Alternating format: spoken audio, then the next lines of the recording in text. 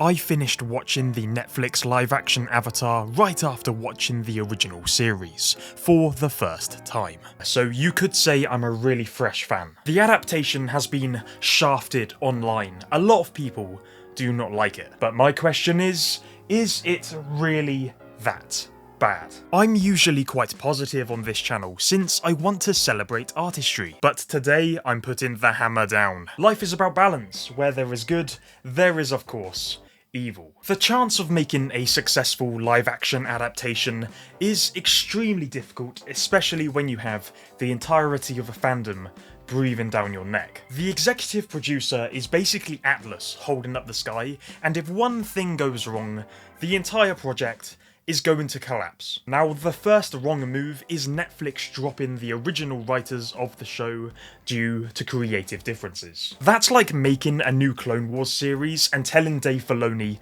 yeah man, you're just not built for that.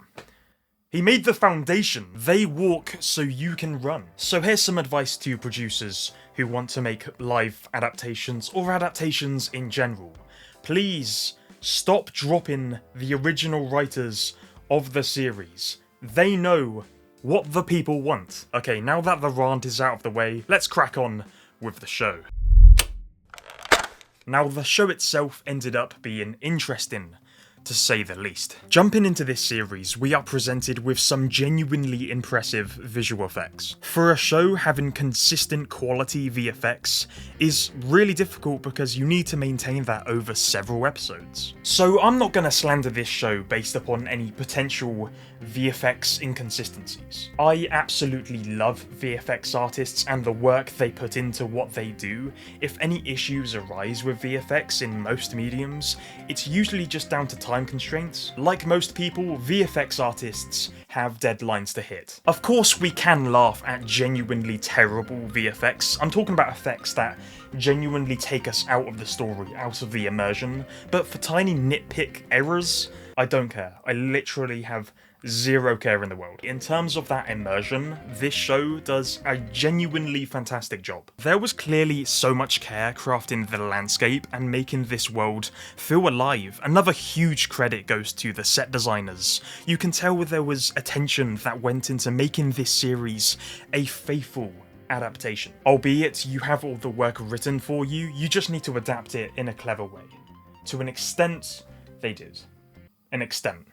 They didn't need to include small things like the cabbage guy, for example, but they did, and I appreciate that. The costume designers also did a great job in replicating the original appearances, but I have to say, costume design is a double-edged sword when it comes to adaptation. What works really well in animation doesn't always translate over into live action. It can run the risk of looking a bit garish, whilst in the cartoon, they look completely natural, probably because you're not seeing an actual human wearing it. On the flip side, if you don't perfectly adapt the costumes, people will just get mad, so swings and roundabouts. I could have just done with seeing a bit more wear and tear. Things looked a bit too clean for me. I just like things rough around the edges, I don't know. I'm really sure that this show used stagecraft here and there. Stagecraft is a relatively new system which effectively builds a virtual landscape around your talent. It's cost effective, it's kind of the new age of VFX, and if I was an actor, I'd really appreciate this kind of landscape because you're surrounded by the world, it's easier to get lost in it. The choreography of the bending was so good, it was so much more in line with the original show, as opposed to this monstrosity. All they had to do was move that one rock. I can't be arsed, man. Oh my god. So yeah, the technical aspects of this live action was executed in a really good way. However, is this beauty over substance? I think it might be. Now for the fun bit. What are the problems with this show? I think the first big issue we have to address is the lack of nuance in the themes. When I watched the original show, I thought a lot about how ideas and messages were so cleverly presented through the characters' actions, as opposed to expositional dialogue. For anyone who doesn't know, expositional dialogue is fundamentally telling you what's happening, as opposed to showing you. And the golden rule of filmmaking is to show, don't tell. There is a lot of telling in this live action. The idea of imperialism and colonialism is prevalent in the original series, but the light-hearted nature of the show stays at the forefront. Given the initial audience demographic of the original show, this makes plenty of sense. In the live action, I found everything had been slightly reversed. The lightheartedness had been toned down and basically replaced with a more serious tone. This is represented in the general mood of our characters alongside the changes in the writing. In the original show, you get to spend time with the characters, you get to see them goof around and just become friends over the duration. I mentioned in my previous video about filler and how a lot of it kind of got to me, it was slightly annoying, and then I sort of took myself out of it and realised the majority of the experiences and fun I had with these characters, and the majority of the time I saw them grow, was during these episodes I considered fillers. If it kind of benefited the story, I see them less as fillers, and more of just small windows of character growth. It's not like Naruto levels of filler, okay? It still provides to the overall story in some capacity. Apart from the Great Divide. These types of relationships are scarce in the live action. It felt more like, let's just have a moment where they share a laugh together so we can tell the audience that these people do in fact like each other. It's hard to believe sometimes. It doesn't feel especially genuine. You could say it's a little rushed, but that's the repercussion of blending 20 animated episodes into 8 live action ones. You end up missing things. Very important things. But I'll be fair, you could even argue that seeing people just having fun isn't good to include in a live action because it isn't necessarily pushing the story forward in a significant way. The time constraints and distribution plans just won't allow for that. Condensing a story of this magnitude is undoubtedly going to alter a lot of elements. I understand why the producers did what they did from a logistical filmmaking perspective. Did this adaptation do justice to the original show? Not especially. Did it offer a different take on the show? Sure. And a lot of people would argue it's not even a bad take. Some people might actually prefer this version of events, and they are completely entitled to that. But for me, who has just seen the original, when possibly one of the strongest aspects, being the relationships of our characters, is put to the sidelines, we lose a huge part of the show's innate beauty.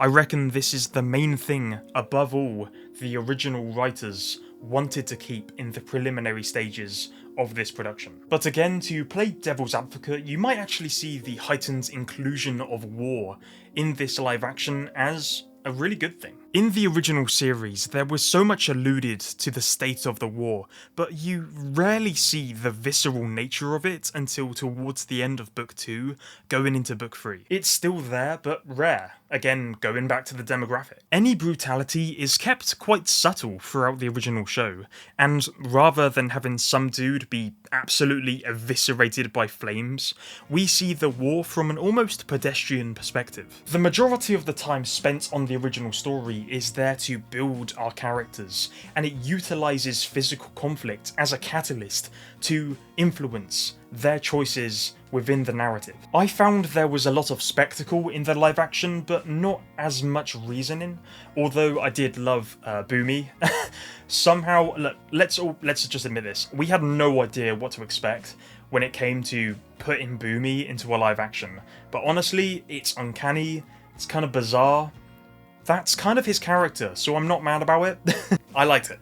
Alongside spectacle, the live action is a lot darker in its execution, and it could be argued that the live action is a lot more representative of what a genuine war between the elements would actually look like. Whether you prefer this visceral take is completely down to personal preference. For what it's worth, the way the writers adapted all of the different episodes wasn't done in the worst way, regardless of the obvious missing character building. The studio definitely knew that if they didn't include specific things, then people would have absolutely been upset. So an example of this would be blending the Jet arc, the Flying Nomad arc, and the Cave of Two Lovers into the Umashu arc, effectively blending a bunch of narratives into a set few episodes. Because they made all these sets and spent so much money on everything else, there just wasn't any way they were going to spend an entire episode just dedicated to Jet. Essentially, this was the safest option with the time they had available. It's all very safe thinking about it, just leave no stone unturned.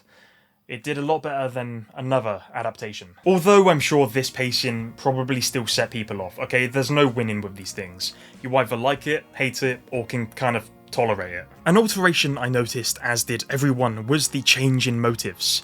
In the cartoon, Aang knows his duty, but he also wants to have fun. He wants to enjoy himself. It's one of his cute quirks, which makes him a great character, because we are witnessing a child become the responsible saviour of the nations. Discipline is something which gets drilled into Aang over the duration of the series, but duty to the live version adaptation, it comes pretty immediately, just way faster than its OG counterpart, and that can be a bit of an issue. It just doesn't beat the original series, at least in terms of heart, although the actor did a really good job. I like the actor. Sokka also got hit with a motive change. Alongside being more mature than his original goofy cartoon iteration, his philosophy towards women was completely taken away and replaced with this idea that he is indeed a responsible leader, and he needs to repeatedly prove himself. I don't get what was wrong with his original character arc. I guess the studio just kinda saw it as thin ice. They just chose to change him. Was it necessary? No, but I guess just pick the safe option. In the cartoon, Sokka kind of throws himself at Suki by wrongfully thinking he can beat her. In the live action, Suki kind of throws herself at him. Sure, she still beats him up a little, but we don't see Sokka actually learn anything valuable in this sequence. It made sense in the original. Not as much here. This is all a result of the writing. The actors themselves, I genuinely really like. This show was fairly well cast in comparison to other adaptations. The actors do genuinely seem to have really good chemistry with each other, it's just not given to the audience a whole lot. I wasn't personally convinced with the writing of Azula. I think Elizabeth Yu is more than capable in terms of acting ability, but Azula in this iteration seems far less devious than her animated counterpart. She didn't come across as particularly threatening, even down to the introduction. Her entrance in the cartoon is iconic. It's a pretty intense moment for Iroh and Zuko. In the live action, she just turns up by tricking a few Fire Nation renegades. Her dad turns him into microwave bacon, and she just stands there and smiles. Yeah, okay. you do you. She's just not particularly threatening, at least in her demeanour, and again I want to stress, this is not the actor's fault. This is always going to be the writing. The majority of the time, it is never the actor's fault. Overall, the question that needs asking is why? Why was this show made? Well, it comes from an existing IP that can make a lot of money. Yep, that's that one done. Did this adaptation need to be made? No. Okay, no. Like, not when the original series sits right next to it on Netflix. To me, the original is a much better experience throughout, okay? I will always say this, animation is king. But the real question for me is, did I enjoy it? Despite it not needing to exist, despite the massive tonal change and removal of slight elements which got rid of the heart and soul of the original series, did I enjoy it?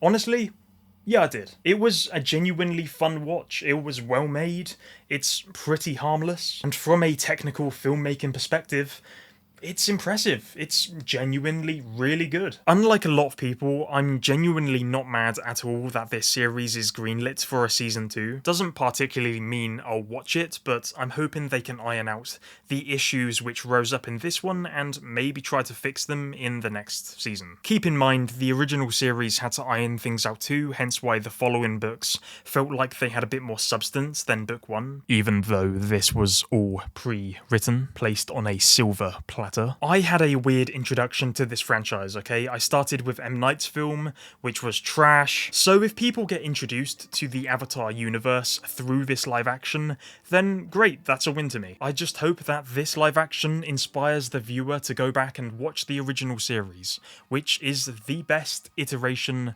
by an absolute landslide. Thank you so much for watching, subscribe if you're new, and take care.